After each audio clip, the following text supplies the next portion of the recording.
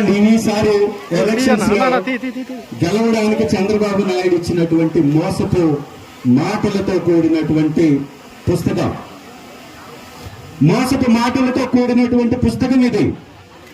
ఈ పుస్తకంలో ఏమిచ్చాడంటే ఆడ మనిషి, ఆడబిడ్డ, 18 సంవత్సరాలు దాటినటువంటి ఆడబిడ్డలకి, మహిళా మూర్తులకి, తల్లులకి అందరికీ 18,000 సంవత్సరానికి ఇస్తానన్నాడు. ఇక్కడ ఉన్నటువంటి ఏ ఒక్క తల్లి కన్నా వచ్చిందా?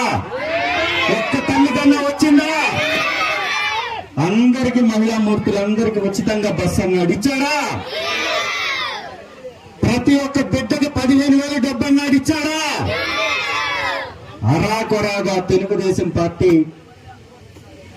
నాయకులకి, వాళ్ళ కార్యకర్తలకి కొన్ని డబ్బులు ఇచ్చాడు. ఈ అమ్మఒడిని పేరు మార్చి తల్లికి వందనం. ఆ ఇచ్చినటువంటి దాంట్లో కూడా 1,500 రూపాయలు, 15,000 ఇవ్వాల్సిన చోట ఒక దగ్గర 6,000, ఒక దగ్గర 2,000, ఒక దగ్గర 4,000, ఒక దగ్గర 8,000. అంటే ఒక్కటి కూడా సక్రమంగా చేయనటువంటి చంద్రబాబు నాయుడు గారిని ఒకవైపు నుంచి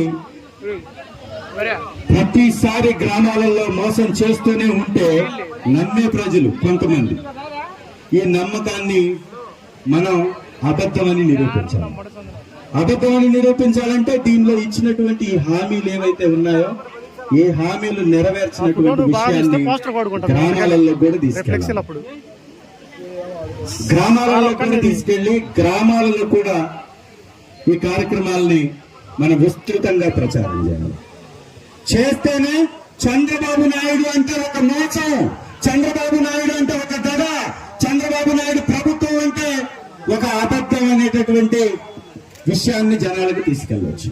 అందుకే ఇక్కడికి వచ్చినటువంటి మండలంలో ఉన్నటువంటి ప్రతి నాయకుడికి కూడా నేను చెప్తున్నాను, ఈ మధ్య మనం కమిటీలు కూడా వేసాం. మండలానికి ఒక కమిటీ వేసాం, గ్రామానికి ఒక కమిటీ వేసాం.